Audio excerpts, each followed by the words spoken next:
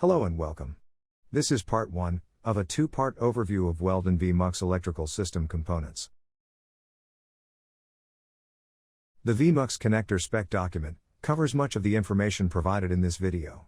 It has node part numbers and connector information. Visit our website at www.akronbrass.com to download the PDF document. Click on the Vehicle Electronics tab for Weldon and Class 1 links. Click the link for firmware and diagnostic software under the Weldon logo. Scroll down to the Manuals section to find the V-MUX connector spec and other helpful documents. The V-MUX transceiver is available in the 6131 USB Field Service Kit. It allows customers to connect their Windows-based computer to the V-MUX network for either node downloading or network troubleshooting. The Field Service Kit is a Pelican case that contains the USB transceiver, connection cables, and one-on-one node adapter cables. It also has a USB stick containing software and drivers, but please check for the newest versions of these files on the akronbrass.com website. The 6000 series Hercules node has 24 positive outputs. 16 are rated at 13 amps and 8 are rated at 4 amps. Outputs can be enslaved together to create a 26 amp source, if needed. Both enslaved outputs must be wired together outside of the node, as they are not physically tied together internally. There is a 120 amp overall current limit, so we cannot run all the 13 amp outputs at full capacity. With extensive use of LED lights in modern emergency vehicles, it is unusual to approach that limit. There are 2 ground outputs, rated at 4 amps. There are 16 digital inputs, programmable for battery or ground. It also has 3 analog inputs working from 0 to 5 volts. Pulse width modulation can only be utilized on outputs 1, 2, 15, and 16. The 8x16 node has a new part number, 6030-2000-00. The original version is obsolete. It has 6 digital inputs, 2 analog inputs, and 16 outputs. 14 of those outputs are positive, rated at 13 amps. All positive outputs have programmable current limits and are PWM capable. It also has 2 ground outputs, rated at 4 amps. There is a 100 amp overall current limit. Here are the new features.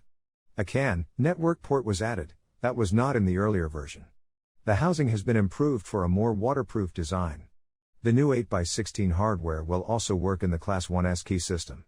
Different firmware is needed, so the S-key version has a different part number. A CAN wrapper feature converts V-MUX commands to CAN-based messages, allowing interaction with other CAN devices, such as the Class 1 Ultra View display. The 6060 Hercules high-content node has more inputs and outputs than the original Hercules node. It has 28 positive outputs, with an overall current limit of 120 amps. 16 outputs are rated at 13 amps, and 12 are 4 amps. All positive outputs are PWM capable, and feature programmable current limits. There are 4 ground outputs rated at 4 amps, and 16 digital inputs. 12 inputs are programmable for battery or ground, and 4 are ground only. It also has 4 analog inputs. The high-content node has 2 CAN network ports, allowing direct connection to CAN-based networks, such as J1939, or to CAN smart switches. It has a PODS port, for controlling 3 or 4 button PODS switch modules, that can be daisy-chained together. The high-content node has a USB port, for direct node programming with a USB stick. The 6010 4x12 mini node has a 55 amp overall limit. It has 4 digital inputs, 2 analog inputs, and 12 outputs.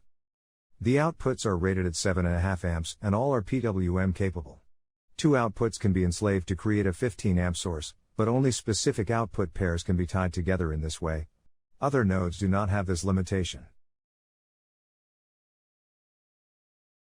The 6020 16 input node has 16 digital inputs and no outputs. It would be used in places where several switches need to be connected to the system, such as rocker or compartment switches. The climate control module has inputs and outputs specifically intended for the heat and AC systems. It includes 2 25 amp pulse width modulated fan outputs. The climate module is not sealed, so it must always be mounted inside where it is high and dry. This node is pre-configured at the factory for either Fahrenheit or Celsius. The program can be changed by the builder if needed. The 6444 vehicle data recorder is used to monitor seat occupancy and seat belts for up to 14 seat positions. It also stores NFPA required data, which is saved every second for up to 100 engine hours. When the memory is full, the VDR will overwrite the oldest data. The VDR doubles as a CAN gateway, allowing message conversion between the V-MUX network and CAN-based networks, such as J1939. The VDR has a USB interface for configuration and data extraction, and a USB adapter cable is available if needed. Vehicle builders often provide an adapter cable that allows use of a regular USB printer cable. A password is needed to extract data or set up the VDR configuration. The default password is lowercase VDR. The password can be changed or reset, but doing so will clear all stored data. The 6204 occupant restraint indicator is used to show the status of 12 seat positions. A gray indicator means off, or no seat or belt detected. Green means compliant, indicating that the seat and belt signals were received in the correct order. Red is non-compliant, which can be seated and not belted, belted and not seated, or that the signals were received out of order. The seat occupancy signal must always precede the belt signal to be compliant. A 5-second debounce is used on the seat's occupancy signal to help prevent nuisance non-compliance faults.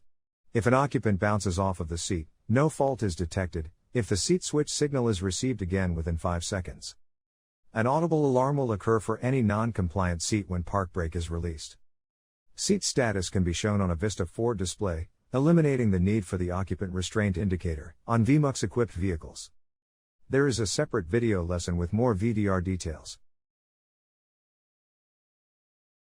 This concludes this video lesson.